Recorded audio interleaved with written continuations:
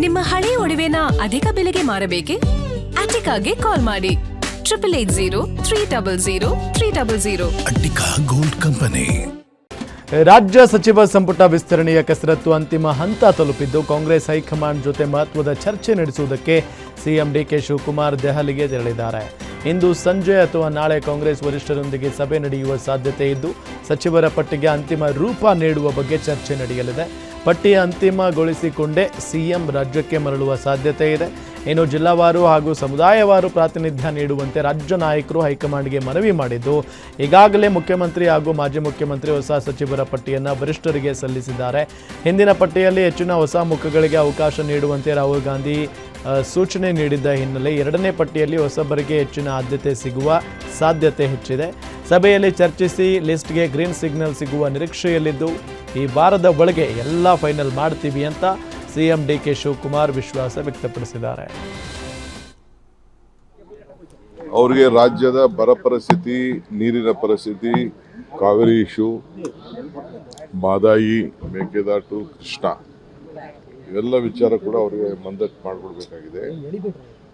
ಅನೇಕ ಪ್ರಾಜೆಕ್ಟ್ಗಳಿದೆ. ನಾನು ಮುಖ್ಯಮಂತ್ರಿ ಆದಮೇಲೆ ಎಲ್ಲ ನಮ್ಮ ಸಂಸತ್ ಸದಸ್ಯರು ಕೂಡ ಭೇಟಿ ಮಾಡಿ ಅವರು ಯಾವುದಾದ್ರು ವಿಚಾರವನ್ನು ಒಟ್ಟಿಗೆ ತೆಗೆದುಕೊಳ್ಬೇಕು ಅಂತೇಳಿ ಅವರು ಕೂಡ ಮನವಿ ಮಾಡ್ತಾ ಇದ್ದೀನಿ. ಸೊ ಆ ದೃಷ್ಟಿಯಿಂದ ಇವತ್ತು ಹೋಗ್ತಾ ಇದ್ದೀನಿ.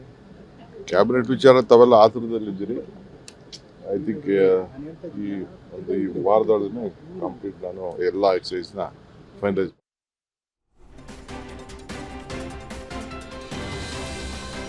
ರಾಜ್ಯ ಸಚಿವ ಸಂಪುಟ ವಿಸ್ತರಣೆಯ ಚರ್ಚೆ ಜೋರಾಗಿರುವ ಬೆನ್ನಲ್ಲೇ ಕಾಂಗ್ರೆಸ್ನಲ್ಲಿ ಮತ್ತೊಂದು ರಾಜಕೀಯ ಟೆನ್ಷನ್ ಶುರುವಾಗಿದೆ.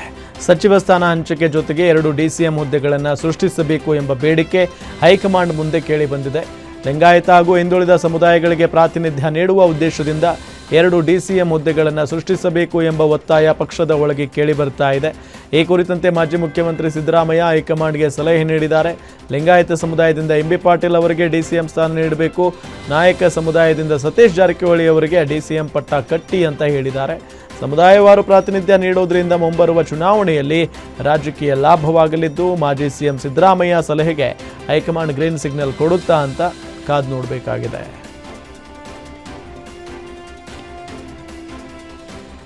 ರಾಜ್ಯ ಸಚಿವ ಸಂಪುಟ ವಿಸ್ತರಣೆ ಕಸರತ್ತು ಜೋರಾಗಿರುವ ವಿಚಾರಕ್ಕೆ ಡಿಸಿಎಂ ಪರಮೇಶ್ವರ್ ಪ್ರತಿಕ್ರಿಯೆ ನೀಡಿದ್ದಾರೆ. ಈ ಕುರಿತು ಬೆಂಗಳೂರಿನಲ್ಲಿ ಮಾತನಾಡಿದ ಅವರು ಈಗಾಗಲೇ 1-2 ಬಾರಿ ವರಿಷ್ಠರ ಜೊತೆ ಚರ್ಚೆ ಆಗಿದೆ. ಇವತ್ತು ಕೂಡ ಮತ್ತೊಂದು ಸಭೆ ನಡೆಯುತ್ತೆ. ವರಿಷ್ಠರ ಅನುಮತಿ ಸಿಕ್ಕಿದ್ರೆ ವಿಸ್ತರಣೆ ಆಗುತ್ತೆ ಅಂತ ಹೇಳಿದ್ದಾರೆ.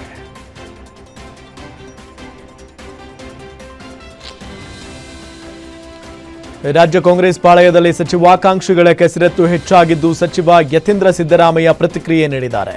ಮೈಸೂರಿನಲ್ಲಿ ಮಾತನಾಡಿದ ಅವರು ಈ ವಾರದಲ್ಲೇ ಸಚಿವ ಸಂಪುಟ ವಿಸ್ತರಣೆ ಆಗುತ್ತೆ ಎಂದು ಹೈಕಮಾಂಡ್ ಜೊತೆ ಮಹತ್ವದ ಚರ್ಚೆ ಇದೆ. ಸಿದ್ದರಾಮಯ್ಯ ಕೂಡ ದೆಹಲಿಗೆ ಹೋಗ್ತಾ ಇದ್ದಾರೆ. ಹೈಕಮಾಂಡ್ ಒಪ್ಪಿದ್ರೆ ಈ ವಾರವೇ ಸಂಪುಟ ವಿಸ್ತರಣೆ. ಮೈಸೂರು ಜಿಲ್ಲೆಯಲ್ಲಿ ಹಿರಿಯ ನಾಯಕರಿದ್ದಾರೆ. ಮೈಸೂರಿಗೆ ಮತ್ತೊಂದು ಸಚಿವ ಸ್ಥಾನ ಸಿಗುವ ನಿರೀಕ್ಷೆ ಇದೆ ಅಂತ ಹೇಳಿದ್ದಾರೆ. ಈಗಾಗಲೇ ಇವತ್ತು ಸಾಯಂಕಾಲಕ್ಕೆ ಹೈಕಮಾಂಡ್ ಅವ್ರು ಕರೆದಿದ್ದಾರೆ ಎಲ್ಲ ಲೀಡರ್ಗಳನ್ನ. ಮುಖ್ಯಮಂತ್ರಿ ಆದಿಯಾಗಿ ಎಲ್ಲ ವರಿಷ್ಠರು ಕೂಡ ಹೋಗ್ತಾರೆ, ತಂದೆಯವರು ಕೂಡ ಹೋಗ್ತಾ ಇದ್ದಾರೆ. ಸೊ ಅವರು ಚರ್ಚೆ ಮಾಡಿ ಆ ಕ್ಯಾಬಿನೆಟ್ ಎಕ್ಸ್ಪೆನ್ಷನ್ ಆದಷ್ಟು ಬೇಗ ಮಾಡ್ತಾರೆ. ಬಹುಶಃ ಈ ವಾರದೊಳಗೆ ಮಾಡ್ತಾರೆ ಅನ್ನೋ ನಂಬಿಕೆ ನನಗಿದೆ. ಅಫ್ಕೋರ್ಸ್ ಎಷ್ಟೊಂದು ಜನದ ಹೆಸರಿದೆ. ನಮ್ಮ ಮೈಸೂರಲ್ಲೂ ಕೂಡ ದೊಡ್ಡ ದೊಡ್ಡ ಲೀಡರ್ಗಳಿದ್ದಾರೆ. ಸೊ ಅವರು ಕೂಡ ಮಂತ್ರಿಗಳಾಗುವಂತ ಸಂಭಾವನೀಯತೆ ಇರುತ್ತೆ. ಸೊ ನೋಡ್ಬೇಕು ಏನ್ ತೀರ್ಮಾನ ಆಗುತ್ತೆ. ಈಗಾಗಲೇ ಇವತ್ತು ಸಾಯಂಕಾಲಕ್ಕೆ ಹೈಕಮಾಂಡ್ ಅವ್ರು ಕರೆದಿದ್ದಾರೆ ಎಲ್ಲ ಲೀಡರ್ಗಳನ್ನ. ಮುಖ್ಯಮಂತ್ರಿ ಆದಿಯಾಗಿ ಎಲ್ಲ ವರಿಷ್ಠರು ಕೂಡ ಹೋಗ್ತಾರೆ.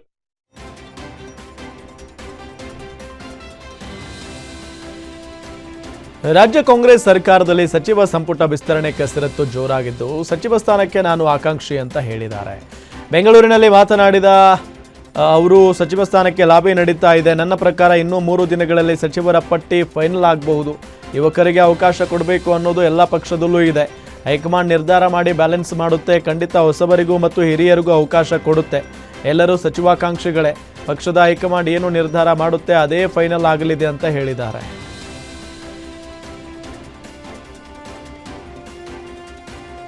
ರಾಜ್ಯದಲ್ಲಿ ಸಚಿವ ಸಂಪುಟಕ್ಕೆ ಶಾಸಕರು ಕಾತುರದಿಂದ ಕಾಯ್ತಾ ಇದ್ದು ಈ ಬಾರಿಯ ಲಿಸ್ಟ್ನಲ್ಲಿ ನನ್ನ ಹೆಸರು ಇರುತ್ತೆ ಅಂತ ಶಾಸಕ ತನ್ವೀರ್ ಸೇಠ್ ಭರವಸೆ ಇಟ್ಕೊಂಡಿದ್ದಾರೆ. ಮೈಸೂರಿನಲ್ಲಿ ಮಾತನಾಡಿದ ಅವರು, ನನಗೆ ಸಚಿವ ಸ್ಥಾನ ಸಿಕ್ಕೇ ಸಿಗುವ ವಿಶ್ವಾಸ ಇದೆ. ನನ್ನ ನಿಷ್ಠೆ, ನನ್ನ ಕೆಲಸ ಎಲ್ಲವೂ ಹೈಕಮಾಂಡ್ಗೆ ಗೊತ್ತಿದೆ. ಪಕ್ಷ ನಿಷ್ಠೆಯೇ ನನ್ನನ್ನು ಕಾಪಾಡುತ್ತದೆ. ಕಳೆದ ಬಾರಿ ಮೈಸೂರಿನವರೇ ಸಿಎಂ ಆಗಿದ್ರೂ ಅವಕಾಶ ಸಿಕ್ಕಿರಲಿಲ್ಲ, ಆದರೆ ಈ ಬಾರಿ ಅವಕಾಶ ಸಿಗುವ ವಿಶ್ವಾಸವಿದೆ ಅಂತ ಹೇಳಿಕೆ ಕೊಟ್ಟಿದ್ದಾರೆ.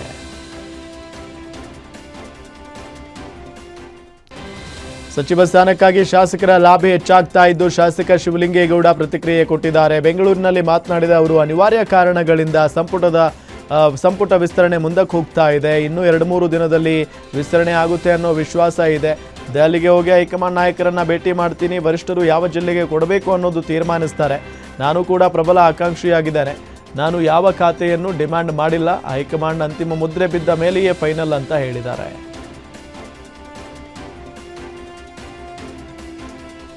ರಾಜ್ಯ ಕಾಂಗ್ರೆಸ್ ಪಕ್ಷದಲ್ಲಿ ಸಚಿವ ಸ್ಥಾನಕ್ಕಾಗಿ ಹಲವು ಶಾಸಕರ ಲಾಭಿ ಹೆಚ್ಚಾಗಿದ್ದು ಶಾಸಕ ಸಲೀಂ ಅಹಮದ್ ಪ್ರತಿಕ್ರಿಯೆ ನೀಡಿದ್ದಾರೆ. ಬೆಂಗಳೂರಿನಲ್ಲಿ ಮಾತನಾಡಿದ ಅವರು, ಸೀನಿಯರ್ಸ್ ಹಾಗೂ ಯಂಗ್ಸ್ಟರ್ಸ್ ಒಳಗೊಂಡ ಸಂಪುಟ ಫೈನಲ್ ಆಗುತ್ತೆ. ನಾನು ಕೂಡ ಹೈಕಮಾಂಡ್ ನಾಯಕರನ್ನ ಭೇಟಿ ಮಾಡ್ತೇನೆ. ಹೈಕಮಾಂಡ್ ಸದ್ಯದಲ್ಲೇ ಲಿಸ್ಟ್ ಫೈನಲ್ ಮಾಡುವ ವಿಶ್ವಾಸ ಇದೆ. ಈ ವಾರದ ಒಳಗೆ ಫೈನಲ್ ಆಗುತ್ತೆ ಅಂತ ಸಿಎಂ ಹೇಳಿದ್ದಾರೆ ಅಂತ ಹೇಳಿದ್ದಾರೆ.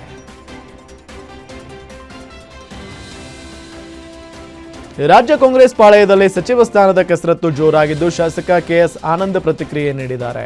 ಚಿಕ್ಕಮಗಳೂರಿನಲ್ಲಿ ಮಾತನಾಡಿದ ಅವರು, ನಾನು ಕೂಡ ಸಚಿವ ಸ್ಥಾನದ ಪ್ರಬಲ ಆಕಾಂಕ್ಷಿ. ಸಂಪುಟ ವಿಸ್ತರಣೆ ಹೈಕಮಾಂಡ್ ನಿರ್ಧಾರ ಮಾಡುತ್ತೆ. ಪಕ್ಷ ತೆಗೆದುಕೊಳ್ಳುವ ತೀರ್ಮಾನಕ್ಕೆ ನಾನು ಬದ್ಧನಾಗಿದ್ದೇನೆ. ಕೇಡರ್ ಬೇಸ್ ನೋಡಿ ಎಷ್ಟು ಬಾರಿ ಗೆದ್ದಿದ್ದಾರೆ ಅನ್ನೋದು ಮುಖ್ಯ ಅಲ್ಲ, ಯಾರು ಮುಂದಿನ ದಿನಗಳಲ್ಲಿ ಪಕ್ಷ ಉಳಿಸುತ್ತಾರೆ, ಪಕ್ಷಕ್ಕಾಗಿ ಏನು ಮಾಡಿಕೊಂಡು ಬಂದಿದ್ದಾರೆ ಅನ್ನೋದು ನೋಡಬೇಕು ಅಂತ ಕಡೂರು ಶಾಸಕ ಕೆಎಸ್ ಆನಂದ್ ಹೇಳಿದ್ದಾರೆ.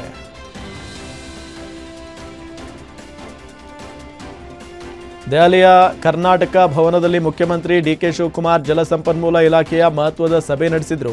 ಸಚಿವ ರಾಮಲಿಂಗಾರೆಡ್ಡಿ ಹಾಗೂ ಹಿರಿಯ ಅಧಿಕಾರಿಗಳೊಂದಿಗೆ ಸಭೆ ನಡೆಸಿದ ಸಿಎಂ ಸಂಸದರ ಸಭೆಗೂ ಮುನ್ನ ಇಲಾಖೆಯ ಪ್ರಗತಿ ಹಾಗೂ ಪ್ರಮುಖ ವಿಚಾರಗಳ ಬಗ್ಗೆ ಮಾಹಿತಿ ಪಡೆದರು. ಮೇಕೆದಾಟು, ಮಹದಾಯಿ ಸೇರಿದಂತೆ ರಾಜ್ಯದ ಕುಡಿಯುವ ನೀರಿನ ಯೋಜನೆಗಳು ಹಾಗೂ ವಿವಿಧ ಜಲಸಂಪನ್ಮೂಲ ಯೋಜನೆಗಳ ಸ್ಥಿತಿಗತಿ ಕುರಿತು ಚರ್ಚೆ ನಡೆಸಿದ್ದು, ವಿವಿಧ ನ್ಯಾಯಾಧೀಕರಣಗಳಲ್ಲಿ ಬಾಕಿ ಇರುವ ಪ್ರಕರಣಗಳ ಬಗ್ಗೆಯೂ ದೆಹಲಿಯಲ್ಲಿರುವ ರಾಜ್ಯ ಸರ್ಕಾರದ ವಕೀಲರೊಂದಿಗೆ ಸಮಾಲೋಚನೆ ನಡೆಸಿದರು. ಇನ್ನು ಸಭೆಯಲ್ಲಿ ಕರ್ನಾಟಕದ ವಿಶೇಷ ಪ್ರತಿನಿಧಿ TB Jayachandra, advocate general Shashikiran Shetty, CM ಕಾರ್ಯದರ್ಶಿ ನಕುಲ್ ಹಾಗೂ ತಾಂತ್ರಿಕ ಸಲಹೆಗಾರ ಜಯಪ್ರಕಾಶ್ ಸೇರಿದಂತೆ ಹಲವರು ಉಪಸ್ಥಿತರಿದ್ದರು.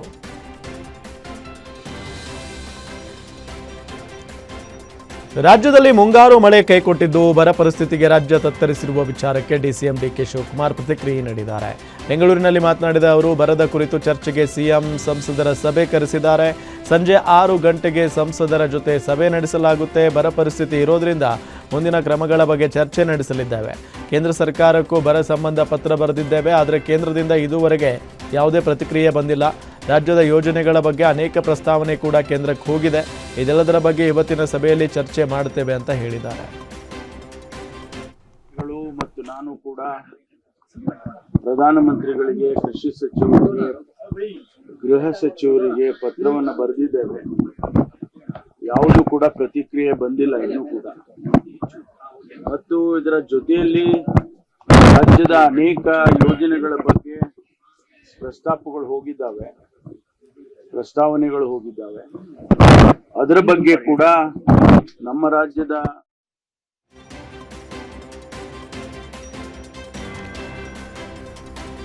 ಪ್ರಚೋದನಾತ್ಮಕ ಭಾಷಣ ಆರೋಪದ ಪ್ರಕರಣದಲ್ಲಿ ನಿನ್ನೆ ಪೊಲೀಸರ ನೋಟಿಸ್ ಸ್ವೀಕರಿಸಲು ನಿರಾಕರಿಸಿದ್ದ ಬಿಜೆಪಿ ಎಂಎಲ್ಸಿ ಸಿಟಿ ರವಿ ಇಂದು ವಿಚಾರಣೆಗೆ ಹಾಜರಾಗಲು 7 ದಿನಗಳ ಕಾಲಾವಕಾಶ ಕೋರಿದ್ದಾರೆ. ನೋಟಿಸ್ಗೆ ಲಿಖಿತ ಉತ್ತರ ನೀಡಿರುವ ಸಿಟಿ ರವಿ, ಜುಲೈ 29, 30ರಂದು ರಾಯಚೂರು ಹಾಗೂ ಕೊಪ್ಪಳ ಜಿಲ್ಲೆಗಳಲ್ಲಿ ಬರ ಪರಿಸ್ಥಿತಿ ಪರಿಶೀಲನೆ, ಪ್ರವಾಸ ಮತ್ತು ಪಕ್ಷದ ತುರ್ತು ಕಾರ್ಯಕ್ರಮಗಳು ಈಗಾಗಲೇ ನಿಗದಿಯಾಗಿವೆ ಅಂತ ತಿಳಿಸಿದ್ದಾರೆ. ಈ ಕಾರಣದಿಂದ ತಕ್ಷಣ ವಿಚಾರಣೆಗೆ ಹಾಜರಾಗುವುದಕ್ಕೆ ಸಾಧ್ಯ ಆಗ್ತಾ ಇಲ್ಲ. ನಿಗದಿತ ಕಾರ್ಯಕ್ರಮಗಳು ಮುಗಿದ ಬಳಿಕ ಪೊಲೀಸರ ಮುಂದೆ ಹಾಜರಾಗಿ ಪ್ರಕರಣಕ್ಕೆ ಸಂಬಂಧಪಟ್ಟಂತೆ ಸೂಕ್ತ ಸಮಜಾಯಿಷಿ ನೀಡುವುದಾಗಿ ಪತ್ರದ ಮುಖೇನ ಮಾಹಿತಿ ನೀಡಿದ್ದಾರೆ.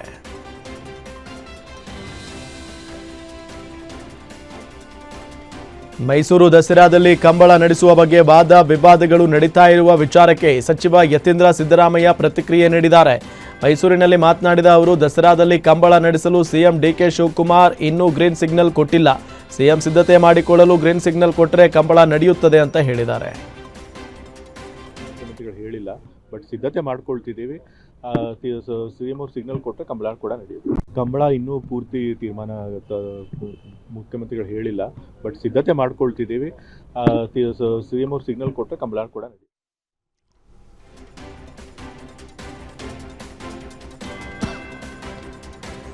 ನೀಟ್ ಪರೀಕ್ಷೆಯ ಮಾದರಿಯಲ್ಲೇ ಇದೀಗ ಕೆಪಿಎಸ್ಸಿ ವಿರುದ್ಧವೂ ರಾಜ್ಯದಲ್ಲಿ ದೊಡ್ಡ ಮಟ್ಟದ ಹೋರಾಟದ ಸುಳಿವು ಕಾಣಿಸ್ತಾ ಇದೆ.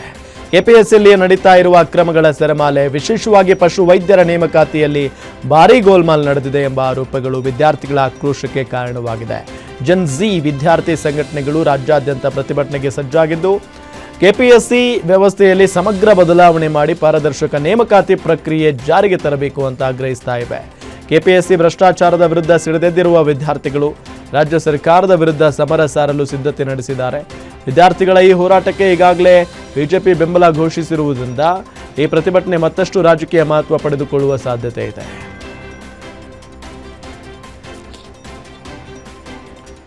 ನೀಟ್ ಪ್ರತಿಭಟನೆ ಬೆನ್ನಲ್ಲೇ ಇದೀಗ ರಾಜ್ಯದಲ್ಲಿ ಕೆಪಿಎಸ್ಸಿ ವಿರುದ್ಧ ವಿದ್ಯಾರ್ಥಿಗಳು ಪ್ರತಿಭಟನೆ ನಡೆಸ್ತಾ ಇದ್ದಾರೆ. ಕೆಪಿಎಸ್ಸಿ ಪರೀಕ್ಷೆಯಲ್ಲಿ ನಡೀತಾ ಇರುವ ಅಕ್ರಮ ಆರೋಪಿಸಿ ತುಮಕೂರಿನಲ್ಲಿ ಎಬಿವಿಪಿ ವತಿಯಿಂದ ಪ್ರತಿಭಟನೆ ನಡೀತಾ ಇದೆ. ಸಿಎಂ ರಾಜೀನಾಮೆಗೆ ಆಗ್ರಹಿಸಿ ನಗರದ ಬಿಜಿಎಸ್ ವೃತ್ತದಲ್ಲಿ ನೂರಾರು ವಿದ್ಯಾರ್ಥಿಗಳಿಂದ ಪ್ರತಿಭಟನೆ ನಡೆಸಲಾಯಿತು. ಸಿಎಂ ನಿಮ್ಮ ರಾಜೀನಾಮೆ ಯಾವಾಗ ಎಂಬ ಪೋಸ್ಟರ್ ಹಿಡಿದು ವಿದ್ಯಾರ್ಥಿಗಳು ಆಕ್ರೋಶ ವ್ಯಕ್ತಪಡಿಸಿದರು. ಅದೇ ರೀತಿ ಕೆಪಿಎಸ್ಸಿ ಅಕ್ರಮ ಬಗ್ಗೆ ಸಮಗ್ರ ತನಿಖೆ ನಡೆಸಬೇಕು ಅಂತ ಪ್ರತಿಭಟನೆಯಲ್ಲಿ ಆಗ್ರಹಿಸಿದರು.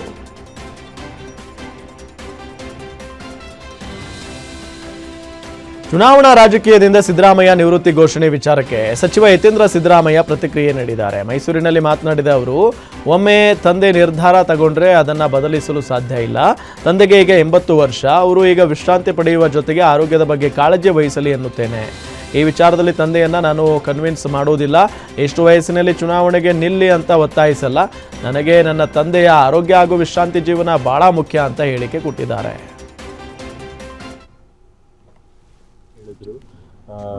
ಅವ್ರು ಮುಖ್ಯಮಂತ್ರಿಗಳಾಗಿದ್ದಾಗಲೂ ಅದೇ ಹೇಳ್ತಾ ಇದ್ರು. 2028 ಇಲ್ಲ ಮೊದಲಿಂದನೂ ಕೂಡ ತಂದೆಯವರು ಅದನ್ನೇ ಹೇಳಿದ್ರು. ಅವ್ರು ಮುಖ್ಯಮಂತ್ರಿಗಳಾಗಿದ್ದಾಗಲೂ ಅದೇ ಹೇಳ್ತಾ ಇದ್ರು, 2028 ಚುನಾವಣೆಯಲ್ಲಿ ನಾನು ನಿಲ್ಲೋದಿಲ್ಲ ಅಂತ. ಸೊ ಹಾಗಾಗಿ ಮೊದಲೇ ಅವ್ರು ತೀರ್ಮಾನ ಮಾಡಿದ್ದಾರೆ. ಅವ್ರ ತೀರ್ಮಾನಕ್ಕೆ ನಾವೆಲ್ಲರೂ ಗೌರವ ಕೊಡೋದು. ಇಲ್ಲ, ಅವರು ಸಕ್ರಿಯ ರಾಜಕಾರಣದಲ್ಲಂತೂ ಇದ್ದೇ ಇರ್ತಾರೆ. ಚುನಾವಣಾ ರಾಜಕೀಯ ಬಿಟ್ಟರು ಕೂಡ ಸಕ್ರಿಯ ರಾಜಕಾರಣದಲ್ಲಿ ಇದ್ದೇ ಇರ್ತಾರೆ. ಯಾರು ಶೋಷಿತ ವರ್ಗದವರು ಇರ್ತಾರೆ, ಯಾರು ವಲ್ನರಬಲ್ ಇರ್ತಾರೆ ಅಂಥವ್ರ ಪರವಾಗಿ ದನಿ ಎತ್ತುವಂಥ ಕೆಲಸ ಮಾಡ್ಕೊಂಡೇ ಬರ್ತಾರೆ. ಸೊ ಹಾಗಾಗಿ ಅವ್ರು ಚುನಾವಣೆಯಲ್ಲಿ ಇಲ್ಲದೇ ಹೋದ್ರು ಕೂಡ ಅವ್ರ ಪರವಾಗಿ ಈಗ ತಂದೆಯವರು ಒಂದ್ಸರಿ ತೀರ್ಮಾನ ತಗೊಂಡ್ರೆ ಗಟ್ಟಿಯಾಗಿ ಯಾರು ಕೂಡ ಅದನ್ನ ಬದಲಾಯಿಸೋದಕ್ಕಾಗೋದಿಲ್ಲ. ಸೊ ಮತ್ತೆ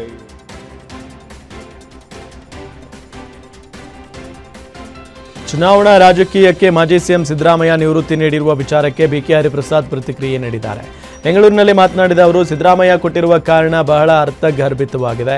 ಹಣದ ಪ್ರಭಾವ ಜಾಸ್ತಿ ಇದ್ದು ತೋಳ್ಬಲ, ಹಣಬಲ, ಅದರಲ್ಲೂ ಬ್ಲ್ಯಾಕ್ ಮನಿ ಬಲ ಹೆಚ್ಚಾಗಿದೆ. ಬ್ಲ್ಯಾಕ್ ಮನಿ ಬಲ ಹೆಚ್ಚಿರೋದ್ರಿಂದ ಸಿದ್ದರಾಮಯ್ಯ ಬೇಸತ್ತು ನಿವೃತ್ತಿ ಘೋಷಿಸಿದ್ದಾರೆ. ಸಿದ್ದರಾಮಯ್ಯ ಸಕ್ರಿಯ ರಾಜಕಾರಣದಲ್ಲಿ ಇರ್ತೀನಿ ಅಂತ ಹೇಳಿದ್ದಾರೆ. ನಾನು ಸಿದ್ದರಾಮಯ್ಯನವರ ಜೊತೆಗೆ ಮಾತನಾಡ್ತೇನೆ ಅಂತ ಕೆಪಿಸಿಸಿ ಅಧ್ಯಕ್ಷ ಬಿಕೆ ಹರಿಪ್ರಸಾದ್ ಸಮರ್ಥನೆ ಮಾಡಿಕೊಂಡಿದ್ದಾರೆ. ರಾಜಕಾರಣ ಭಾಳ ಕೆಟ್ಟಿದೆ, ಹಣದ ಪ್ರಭಾವ ಜಾಸ್ತಿ ಇದೆ. ಅದು 100ಕ್ಕೆ 100 ಸತ್ಯ. ತೋಳು ಬಲ, ಹಣದ ಬಲ ಇದೆ, ತೊಂದರೆ ಇಲ್ಲ. ಕಪ್ಪು ಹಣದ ಬಲ ಇವೆಲ್ಲವೂ ಸಹ ಇರೋದರಿಂದ ಅವರು ಬೇಸತ್ತು ರಾಜೀನಾಮೆ ಕೊಟ್ಟಿದ್ದಾರೆ. ಅವ್ರ ಕಾರಣ ಭಾಳ ಮುಖ್ಯ. ಮತ್ತು ರಾಜಕೀಯ ನಿವೃತ್ತಿ, ಇದು ಸಕ್ರಿಯ ರಾಜಕಾರಣ ಅಂದರೆ ವಿಧಾನಮಂಡಲ ರಾಜಕೀಯದಲ್ಲಿಂದ ನಿವೃತ್ತಿ ಹೊಂದಿರ್ತಕ್ಕಂಥದ್ದು, ಚುನಾವಣಾ ರಾಜಕೀಯದಿಂದ ನಿವೃತ್ತಿ ಹೊಂದಿರ್ತಕ್ಕಂಥ ಹೇಳಿರೋದು. ಅದನ್ನು ನಾನು ಅವ್ರನ್ನ ಪತ್ರಿಕೆಯಲ್ಲಿ ನೋಡಿರೋದು. ಅವರಲ್ಲಿ ಮಾತಾಡೋವರೆಗೂ ನಾನು ಹೇಳೋಂಗಿಲ್ಲ. ಬಟ್ ಯಾವ ನಿಮ್ಮ ಪತ್ರಿಕೆಗಳು ಮಾಧ್ಯಮದಲ್ಲಿ ಬಂದಿದೆ, ರಾಜಕೀಯ ಭಾಳ ಕೆಟ್ಟದಾಗಿದೆ, ಹಣದ ಬಲ, ತೋಳು ಬಲ ಇವೆಲ್ಲವೂ ಜಾಸ್ತಿ ಆಗಿರೋದ್ರಿಂದ ನನಗೆ ಬೇಸತ್ತಿದೆ ಅಂತ ಹೇಳಿದ್ದಾರೆ.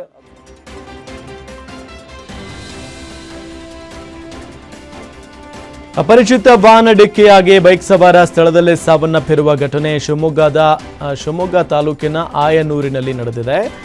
ವೀರಗಾರನ ಬೈರನ ಕೊಪ್ಪ ಬಳಿ ಮಾನವೀಯತೆ ಮರೆತ ಅಪರಿಚಿತ ವಾಹನ ಚಾಲಕ ಬೈಕ್ಗೆ ಡಿಕ್ಕಿ ಹೊಡೆಸಿ ಅಲ್ಲಿಂದ ಪರಾರಿಯಾಗಿದ್ದಾನೆ. ಖಾಸಗಿ ಬಸ್ ಚಾಲಕನಾಗಿ ಕಾರ್ಯನಿರ್ವಹಿಸ್ತಾ ಇದ್ದ ವೀರೇಶ್ ತಲೆಗೆ ಗಂಭೀರ ಗಾಯಗೊಂಡಿದ್ದ ಹಿನ್ನೆಲೆ 78 ವರ್ಷದ ವೀರೇಶ್ ಸ್ಥಳದಲ್ಲೇ ಮೃತಪಟ್ಟಿದ್ದಾನೆ. ಘಟನೆ ಸಂಬಂಧ ಕುಂಸಿ ಪೊಲೀಸ್ ಠಾಣೆಯಲ್ಲಿ ಪ್ರಕರಣ ದಾಖಲಾಗಿದೆ.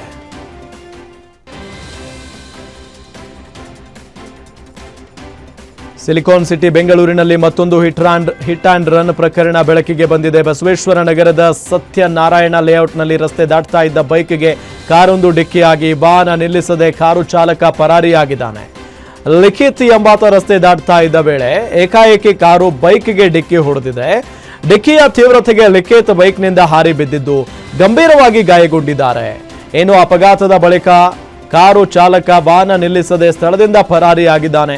ಸ್ಥಳೀಯರು ಕಾರಿನ ಹಿಂದೆ ಓಡಿ ಹಿಡಿಯಲು ಯತ್ನಿಸಿದ್ರು, ಚಾಲಕ ಪರಾರಿಯಾಗಿದ್ದಾನೆ. ಘಟನೆ ಸಂಬಂಧ ವಿಜಯನಗರ ಸಂಚಾರಿ ಪೊಲೀಸ್ ಠಾಣೆಯಲ್ಲಿ ಪ್ರಕರಣ ದಾಖಲಾಗಿದ್ದು ಕಾರು ಚಾಲಕನ ಪತ್ತೆಗೆ ಪೊಲೀಸರು ಬಲೆ ಬೀಸಿದ್ದಾರೆ.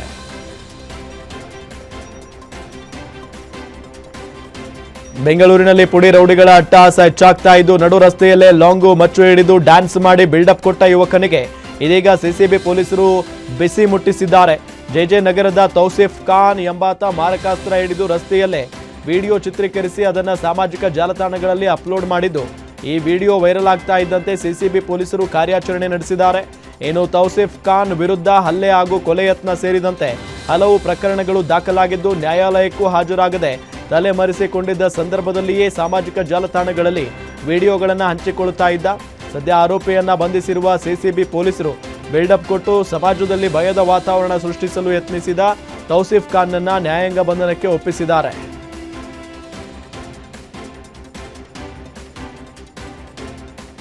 ಬೆಂಗಳೂರು ರಸ್ತೆಗಳಲ್ಲಿ ವಾಹನ ಚಾಲಕರ ನಿರ್ಲಕ್ಷ್ಯ ಮತ್ತು ದರ್ಪ ಹೆಚ್ಚಾಗಿದ್ದು ಇನೋವಾ ಮತ್ತು ಸ್ವಿಫ್ಟ್ ಕಾರುಗಳ ನಡುವೆ ನಡೆದ ಸಣ್ಣ ಅಪಘಾತ ಹೈಡ್ರಾಮಾಗೆ ಕಾರಣ ಆಗಿದೆ. ಸ್ವಿಫ್ಟ್ ಕಾರು ಇನೋವಾ ಕಾರಿಗೆ ಟಚ್ ಆದ ಬೆನ್ನಲ್ಲೇ ಎರಡು ವಾಹನಗಳು ರಸ್ತೆ ಬದಿಯಲ್ಲಿ ನಿಂತಿವೆ. ಈ ವೇಳೆ ಇನೋವಾ ಚಾಲಕ ಸ್ವಿಫ್ಟ್ ಕಾರಿನ ಕೀ ತೆಗೆದುಕೊಂಡು ಸ್ಥಳದಿಂದ ಹೊರಟಿದ್ದಾನೆ. ಇದರಿಂದ ಸಂಕಷ್ಟಕ್ಕೆ ಸಿಲುಕಿದ್ದ ಸ್ವಿಫ್ಟ್ ಚಾಲಕ ಬೈಕ್ ಸವಾರನ ಸಹಾಯದಿಂದ ಇನೋವಾ ಕಾರನ್ನ ಬೆನ್ನಟ್ಟಿದ್ದಾನೆ. ಬಳಿಕ ಪೊಲೀಸ್ ಠಾಣೆಗೆ ಬರುತ್ತೇನೆ ಅಂತ ಹೇಳಿದ ಇನೋವಾ ಚಾಲಕ ಅಲ್ಲಿಂದಲೇ ಎಸ್ಕೇಪ್ ಆಗಿದ್ದಾನೆ. ಇದರ ನಂತರವೂ ಬೈಕ್ನಲ್ಲಿ ಇನೋವಾ ಕಾರಿನ ಹಿಂದೆ ಚೇಸ್ ಮುಂದುವರೆದಿದ್ದು ಪರಾರಿಯಾಗಲು ಚಾಲಕ ರ್ಯಾಶ್ ಡ್ರೈವಿಂಗ್ ಮಾಡಿದ್ದಾನೆ. ಘಟನೆ ಸಂಬಂಧ ಹುಳಿಮಾವು ಸಂಚಾರಿ ಪೊಲೀಸ್ ಠಾಣೆಯಲ್ಲಿ ಪ್ರಕರಣ ದಾಖಲಾಗಿದೆ. ಕುಡಿದ ಮತ್ತಿನಲ್ಲಿ ಯುವತಿಯರು ಕ್ಷುಲ್ಲಕ ಕಾರಣಕ್ಕೆ ನಡು ರಸ್ತೆಯಲ್ಲೇ ಗಲಾಟೆ ಮಾಡಿಕೊಂಡಿರುವ ಘಟನೆ ಬೆಂಗಳೂರಿನ ಕೋರಮಂಗಲದ ಪಬ್ ಬಳಿ ನಡೆದಿದೆ. ಜೊತೆಯಲ್ಲಿದ್ದ ಯುವಕನಿಂದ ಆಕೆಯನ್ನ ತಡೆಯಲು ಯತ್ನಿಸಿದ್ರು. ಕ್ಯಾರೆ ಎನ್ನದೆ ಯುವತಿಯರು ಜೋರಾಗಿ ಕೂಗಿ ಚೀರಾಡಿ ರಂಪಾಟ ಮಾಡಿದ್ದಾರೆ. ಇನ್ನು ಯುವತಿಯ ರಂಪಾಟ ಸ್ಥಳೀಯರ ಮೊಬೈಲ್ನಲ್ಲಿ ಸೆರೆ ಹಿಡಿದುಕೊಂಡಿದ್ದಾರೆ. ಘಟನೆ ಸಂಬಂಧ ಕೋರಮಂಗಲ ಪೊಲೀಸ್ ಠಾಣೆಯಲ್ಲಿ ಪ್ರಕರಣ ದಾಖಲಾಗಿದೆ.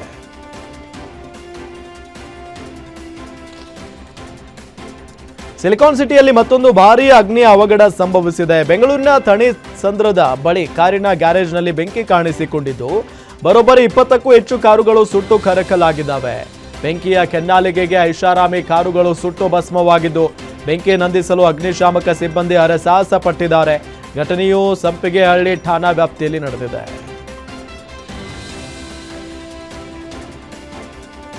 ಶಿವಾಜಿನಗರದಲ್ಲಿ ಕಳೆದ ವಾರ ಗಲಾಟೆಯಿಂದ ಸ್ಥಗಿತಗೊಂಡಿದ್ದ ಫುಟ್ಪಾತ್ ತೆರವು ಕಾರ್ಯ ಇಂದು ಮತ್ತೆ ಆರಂಭ ಆಗಿದೆ. ಹಲ್ಲೆಗೊಳಗಾಗಿದ್ದ ಜೆಬಿಎ ಅಧಿಕಾರಿಗಳ ನೇತೃತ್ವದಲ್ಲೇ ತೆರವು ಕಾರ್ಯಾಚರಣೆ ನಡೀತಾ ಇದ್ದು ಎಸಿಪಿ ನೇತೃತ್ವದಲ್ಲಿ ಬಿಗಿ ಪೊಲೀಸ್ ಬಂದೋಬಸ್ತ್ ಮಾಡಲಾಗಿದೆ.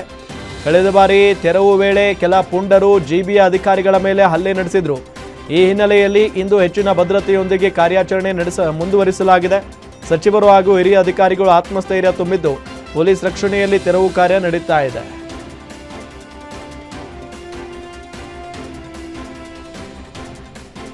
ಮಾರಕಾಸ್ತ್ರಗಳಿಂದ ಅಟ್ಟಾಡಿಸಿಕೊಂಡು ವ್ಯಕ್ತಿಯನ್ನ ಬರ್ಬರವಾಗಿ ಹತ್ಯೆ ಮಾಡಿರುವ ಘಟನೆ ಕಲಬುರಗಿ ನಗರದ ಹಳೆ ಆರ್ಟಿಒ ರಸ್ತೆಯ ವೈನ್ ಶಾಪ್ ಮುಂಭಾಗದಲ್ಲಿ ನಡೆದಿದೆ. ರವಿ ಗುತ್ತೇದಾರ್ ನಿನ್ನೆ ರಾತ್ರಿ ಎಣ್ಣೆ ಹಾಕುವುದಕ್ಕೆ ಅಂತ ವೈನ್ ಶಾಪ್ಗೆ ಹೋಗಿ ವಾಪಸ್ ಆಗುವಾಗ 4 ದುಷ್ಕರ್ಮಿಗಳು ಅಟ್ಯಾಕ್ ಮಾಡಿದ್ದಾರೆ. 2021ರ ರೋಜಾ ಪೊಲೀಸ್ ಠಾಣೆಯ ಕೊಲೆ ಕೇಸ್ನಲ್ಲಿ ಆರೋಪಿಯಾಗಿದ್ದ ರವಿ 3 ತಿಂಗಳ ಕಾಲ ಸೆರೆವಾಸ ಅನುಭವಿಸಿ ಬೇಲ್ ಮೇಲೆ ಹೊರಬಂದಿದ್ದ. ಬಳಿಕ ಕಲಬುರಗಿ ನಗರದ ಕಪನೂರು ಬಳಿ ಟೀ ಸ್ಟಾಲ್ ಇಟ್ಕೊಂಡು ಜೀವನ ನಡೆಸ್ತಾ ಇದ್ದ ರವಿಯನ್ನ ಹತ್ಯೆ ಮಾಡಲಾಗಿದೆ. ಈ ದೃಶ್ಯ ಸಿಸಿಟಿವಿಯಲ್ಲಿ ಸೆರೆಯಾಗಿದ್ದು ಸಿಸಿಟಿವಿ ಡಿವೈಸ್ ವಶಕ್ಕೆ ಪಡೆದು ಪೊಲೀಸರು ಪರಿಶೀಲನೆ ನಡೆಸ್ತಾ ಇದ್ದಾರೆ. ಘಟನೆಯ ನಿಖರ ಮಾಹಿತಿ ತಿಳಿದು ಬಂದಿಲ್ಲ.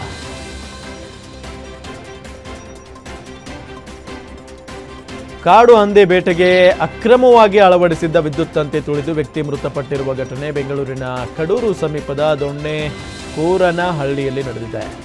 ವಿದ್ಯುತ್ ತಂತಿ ತುಳಿದು 52 ವರ್ಷದ ಕರಿಯಪ್ಪ ಮೃತಪಟ್ಟಿರುವ ಶಂಕೆ ವ್ಯಕ್ತವಾಗಿದ್ದು ಬಳಿಕ ಶವವನ್ನು ಯಾರಿಗೂ ತಿಳಿಯದಂತೆ ಹೂತು ಹಾಕಿರುವ ಆರೋಪ ಕೇಳಿಬಂದಿದೆ. ಕರಿಯಪ್ಪ ಮನೆಗೆ ವಾಪಸ್ ಬಾರದೇ ಇದ್ದಾಗ ಕುಟುಂಬಸ್ಥರು ಹುಡುಕಾಡಿದ್ದು ಬಳಿಕ ಜಮೀನಿನಲ್ಲಿ ಅಳವಡಿಸಿದ್ದ ಸಿಸಿ ಕ್ಯಾಮೆರಾ ದೃಶ್ಯಗಳನ್ನು ಪರಿಶೀಲಿಸಿದಾಗ ಕರಿಯಪ್ಪ ಓಡಾಡಿರುವ ಮಾರ್ಗ ಕಂಡು ಬಂದಿದೆ. ಕೆಲವೇ ಗಂಟೆಗಳ ಬಳಿಕ ಅದೇ ದಾರಿಯಲ್ಲಿ ಮತ್ತೋರ್ವ ವ್ಯಕ್ತಿ ಓಡಾಡಿರುವ ದೃಶ್ಯವೂ ಸೆರೆಯಾಗಿದೆ.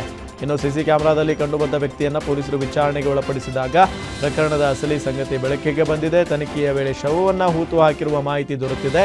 ಸದ್ಯ ಘಟನಾ ಸ್ಥಳದಲ್ಲಿ ಬಿಗಿ ಪೊಲೀಸ್ ಭದ್ರತೆ ಒದಗಿಸಲಾಗಿದ್ದು ಯಾರೂ ಸ್ಥಳಕ್ಕೆ ತೆರಳದಂತೆ ನಿರ್ಬಂಧ ವಿಧಿಸಲಾಗಿದೆ.